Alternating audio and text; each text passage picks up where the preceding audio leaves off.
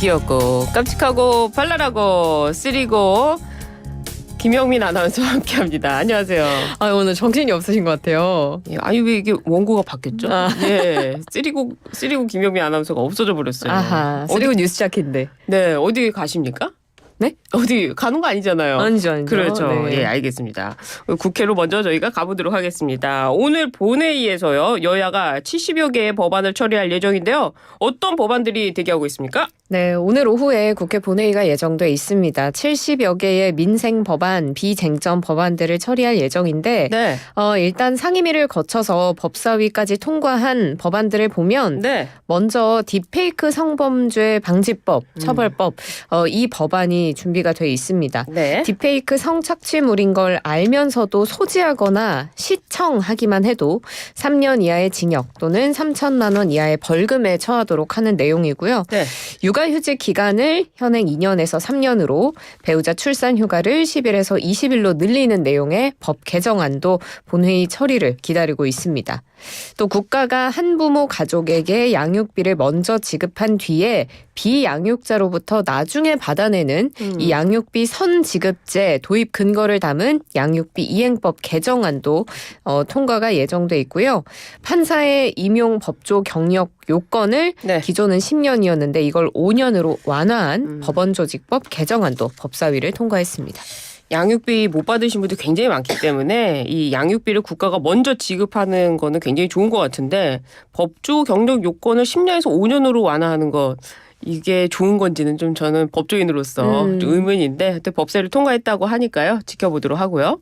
이른바 딥페이크 성범죄 방지법도 처리될 예정인데요. 국민의힘에서는 1차 딥페이크 근절 대책도 내놨다고 하는데요. 네, 맞습니다. 안철수 특위위원장이 어제 정부 부처 8개와 함께 회의를 열고 네. 1차 딥페이크 근절 대책을 발표했습니다. 이 플랫폼 사업자가 딥페이크 허위 영상 삭제 요청을 받았는데도 계속해서 불응하면 네. 사이트 접속을 차단하는 등 좀 강한 규제 조치를 추진하겠다라는 네. 방침인데요. 아무리 해외 플랫폼이라고 하더라도 협조하지 않을 수 없도록 할 것이다라고 이야기를 했습니다.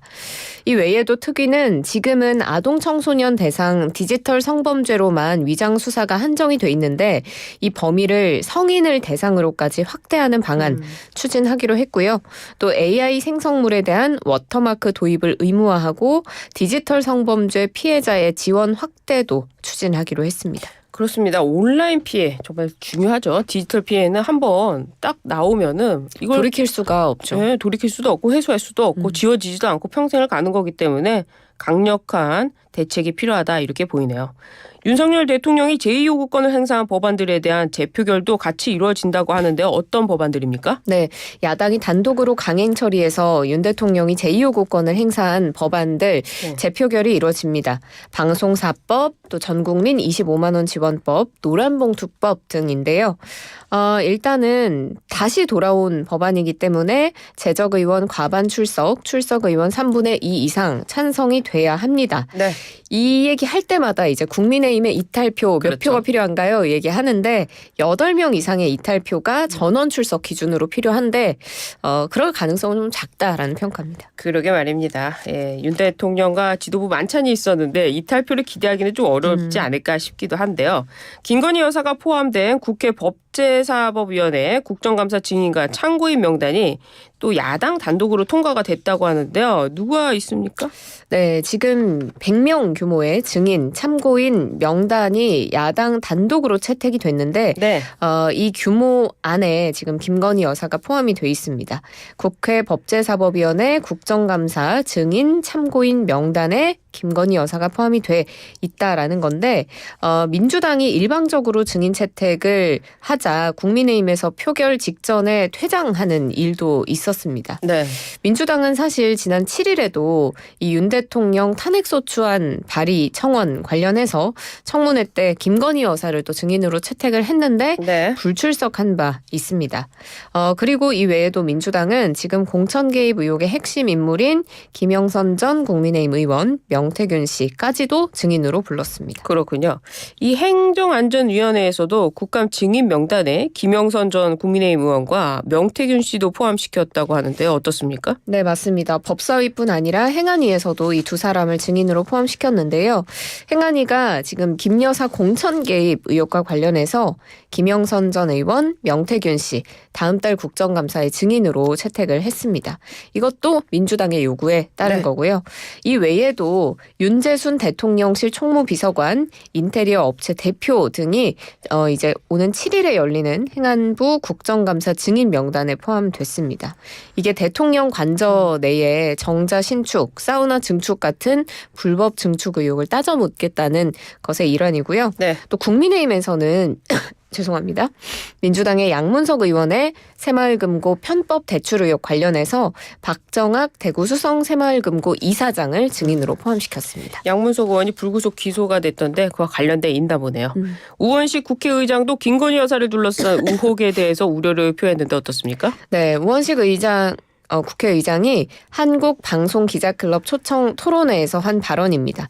김건희 여사 의혹의 범위와 폭과 깊이가 깊어지고 있어서 국회가 더는 방치하거나 방관하기 어렵게 됐다라는 입장을 밝혔습니다.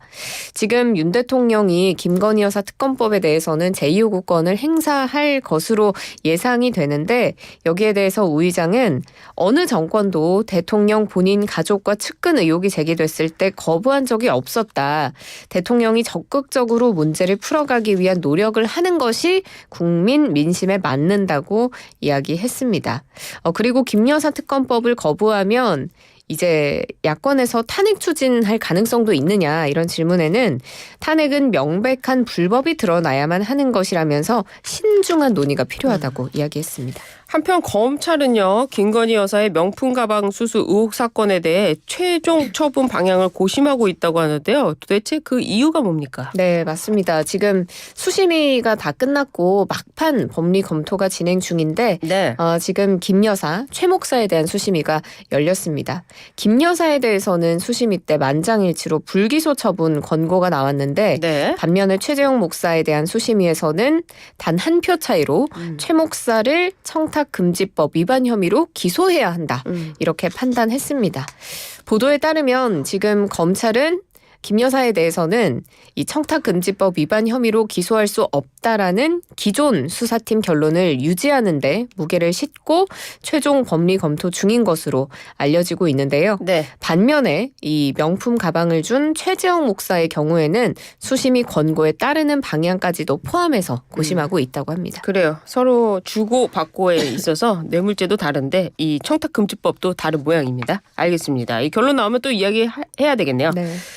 존폐 위기에 놓인 TBS 이 대표이사 대행이 사의를 표명했다고 하는데 어떻게 되는 겁니까? 네, 서울시 출연기관에서 제외가 되면서 존폐 위기에 놓인 TBS의 이성구 대표이사 대행이 급여일을 하루 앞두고 사의를 표명했습니다. 네. 어제 연합뉴스에 엊그저께 임원 단체 대화방에 메시지를 통해서 사임 의사를 밝혔고 이사회에도 사의를 전했다고 밝혔습니다.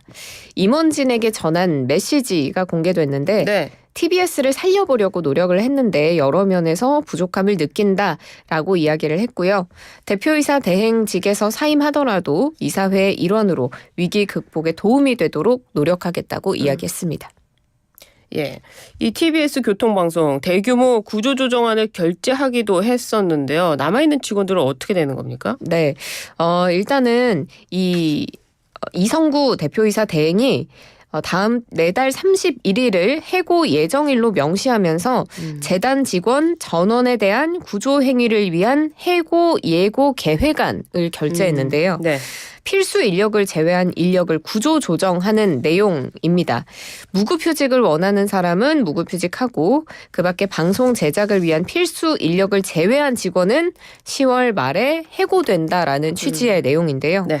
만약에 이 계획안이 실행되면 지금 이 TBS 교통방송의 직원이 약 250명 가량으로 알려져 있는데 네. 대거 해고가 될 것으로 보입니다. 그런데 여기 내용에 보면 필수 인력은 제외한다라고 돼 있는데 이 필수 인력의 뭐 규모나 조건에 대해서는 후임자에게 맡겼다고 대행은 설명했습니다. 이 굉장히 중요한 이슈가 되겠네요. 네. 현재 TBS 교통방송 이 정관을 비영리 재단 법인으로 변경하기로 했는데요.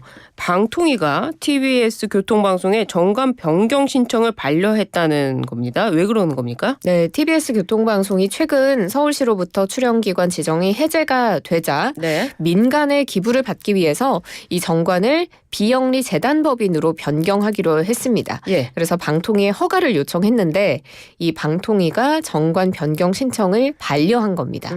이게 조직 개편이나 법인 명칭 변경 이런 통상적인 사안이 아니고 지상파 방송사업자 지배구조 변경과 관련한 문제이기 때문에 네. 위원회의 심의 의결이 필요하다라는 것이 방통위의 공식 입장입니다. 그렇군요. 오, 오늘 영민한 뉴스 많은 소식까지 쭉 살펴봤는데 역시 영민합니다. 감사합니다. 네, 지금까지 김영민 아나운서와 함께했습니다. 감사합니다. 고맙습니다.